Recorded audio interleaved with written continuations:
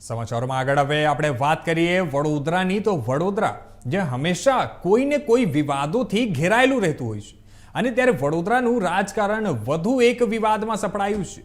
નવો મામલો વડોદરાના ભાજપના અગ્રણીઓ પર એક વેપારીને ધાક ધમકી આપી અને પેટ્રોલ પંપ છે તે પેટ્રોલ પંપ પડાવી લેવાનો મામલો સામે આવ્યો છે।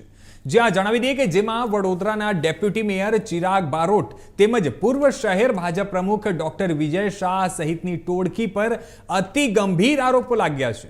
ત્યારે વાત કરીએ આપણે તો વડોદરાના ભાયલી વિસ્તારમાં કેફે ચલાવતા યજ્ઞેશ શાસ્ત્રી નામના વેપારીનો આરોપ છે કે અટલાદરા વિસ્તારમાં નારાયણવાડીની પાછળ તેમને વડોદરાના ડેપ્યુટી મેયર ચિરાગ બારોટ સાથે મળીને પેટ્રોલ પંપ શરૂ કર્યો હતો અને જેની જરૂરી તમામ પરવાનગીઓ ચિરાગ બારોટના અંગત હર્ષદ રોહિતના નામે મેળવી હતી। પરંતુ પેટ્રોલ પંપ તૈયાર થઈ ગયા બાદ ચિરાગ બારોટે દગો કરી અને આ પેટ્રોલ પંપ તેમની પાસેથી પડાવી લીધો હતો અને જેને લઈને વેપારી યજ્ઞેશ શાસ્ત્રીનો આરોપ છે કે આ માટે તેમને પોલીસ સ્ટેશન બોલાવી અને મારવા પણ આવ્યો છે અને તેમજ ધાક ધમકીઓ પણ આપી બળજબરદસ્તી સહીઓ કરાવી અને પેટ્રોલ પંપ લખાવી લેવામાં આવ્યો છે।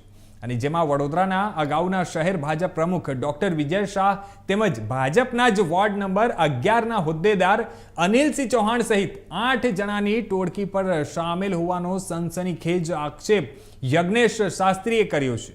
ત્યારે વાસ્તવમાં જો યજ્ઞેશ શાસ્ત્રી પર પાલિકાના પેવર બ્લોકની ચોરી કરી તે પેવર બ્લોક તેમના ફાર્મ હાઉસમાં લગાવવાનો ગંભીર આરોપો છે, જેને લઈને આ કોટા પોલીસ મથકે અરજી પણ થઈ હતી, પણ 1 મહિના સુધી તે અરજીને લઈને પોલીસ કોઈ કાર્યવાહી કરી નહોતી અને બાદમાં દબાણ વધતા પોલીસે આ મામલે યજ્ઞેશ શાસ્ત્રીને બોલાવી અને પૂછપરછ પણ કરી હતી। ત્યારે હવે પરંતુ યજ્ઞેશ શાસ્ત્રીએ પીઆઈ મકવાણા અને ડીસીપી અભય સોની પર તેને પોલીસ સ્ટેશનની અંદર મારવાના ગંભીર આરોપો પણ લગાવ્યા છે।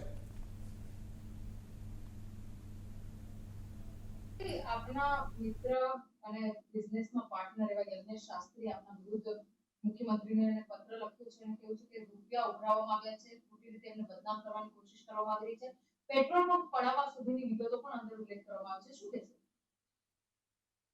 એક તો પહેલી વાત કે હવે મારા મિત્ર નથી કે કોઈ પાર્ટનર નથી। જે તે સમયે અમે જોડે કામ કરતા હતા। જે આક્ષેપો એમણે કર્યા છે એ તદ્દન ખોટા છે, એમાં કોઈ તથ્ય નથી અને જે આક્ષેપ કર્યા છે એની સામે અમારે જ્યાં જે કહેવાનું છે એ કહી દીધું છે અને પૂરી એની સાબિતી સાથે અમે આપેલું છે।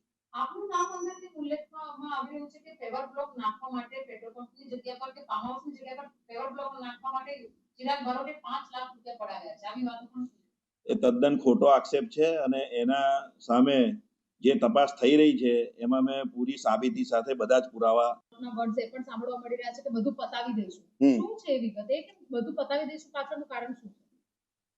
કોણ બોલી રહ્યું છે એવું? ચિરાગ બારોટના અંદર અવાજ આવી રહ્યો છે અને દીકરાને કહી રહ્યા છે કે તું પાછો આવી તો બધું પતાવી દઈશું। આ શું છે? પતાવી દઈશું એવું છે કે અમારી પાસે તું અહીંયા બધી સહીઓ કરી દે, બધું કરી દે એટલે અમે તારું પતાવી દઈશું। તારો કેસ જે છે અમે જે અરજી આપી છે અમે પાછી ખેંચી લઈશું। આમાં જે પૈસાના લેવડ દેવડની વાત આવી રહી છે 30 લાખ અને તમે જેમ કીધું પહેલા કે 10 લાખ કોના ખાતામાં છે, તમે આક્ષેપ પૂર્વ પ્રમુખ વિજય શાહ સામે પણ કર્યા છે, એ શું? પૂર્વ પ્રમુખ વિજય શાહ જેટલું પણ છે એ ચિરાગ બારોટ થ્રુ કરે છે, ડાયરેક્ટ નથી કરતા। કેમ કે બધાને ખબર છે કે ડેપ્યુટી મેયરથી દંડકથી બનાવીને બધું જ વિજય શાહ કરે છે।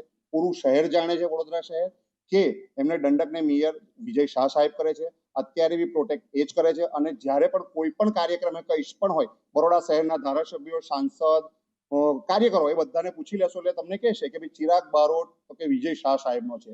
અચ્છા, તમે તમારી અરજીની અંદર મેયર પિંકી સોનીના વિશે પણ ઉલ્લેખ કર્યો છે, હેમાંગ જોશીનો પણ ઉલ્લેખ કર્યો છે, એમને વચ્ચે લાવવાની ફરજ કેમ પડી?